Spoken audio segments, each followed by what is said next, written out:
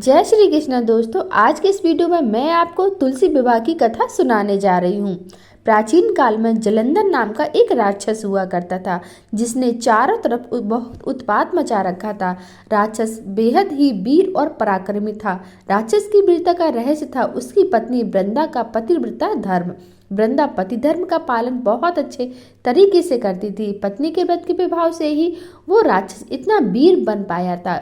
उसके उत्पात और अत्याचार से परेशान होकर देवता लोग भगवान विष्णु के पास गए और उनसे राक्षस से बचने की गुहार लगाई। तभी भगवान विष्णु ने वृंदा की पतिव्रता धर्म भंग करने का निश्चय किया। भगवान ने जलंधर का रूप धरा और वृंदा के महल में पहुंच गए। जैसे ही वृंदा की नजर अपने पति पर गई, वे पूजा से तुरंत उठ गई और जलंधर का रूप धरे भगवान विष्णु के चरण छू लिए। वृंदा का पति जलंधर राक्षस जलंधर से पराक्रम से युद्ध कर रहा था, लेकिन जैसे ही वृंदा का सतीत्व भंग हुआ, उसके पति का कटा हुआ सिर उसके आंगन में आ गिर पड़ा।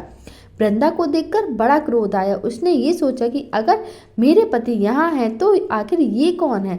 उस वक्त सामने भगवान विष्णु खड़े थे। तब गुस्से में वृंदा ने भगवान विष्णु को श्राप दिया कि आप पत्थर के बन जाओ। वृंदा के श्राप से विष्णु जी तुरंत पत्थर के बन गए। ये देखकर लक्ष्मी जी ने वृंदा से भगवान विष्णु को श्राप से मुक्त करने की प्रार्थना की। माता लक्ष्मी के अनुरोध पर वृंदा ने भगवान विष्णु के श्राप का विमोचन किया और स्वयं अपने पति का कटा हुआ सिर लेकर सती हो गई। वृंदा की राख से एक पौधा उत्पन्न हुआ, जिसे भगवान विष्णु ने तुलसी का नाम दिया और कहा जाता है शालिग्राम नाम से मेरा एक रूप इस पत्थर में रहेगा, जिसकी पूजा तुलसी के साथ ही की जाएगी। मैं बिना तुलसी के भोग स्वीकार नहीं करूंगा।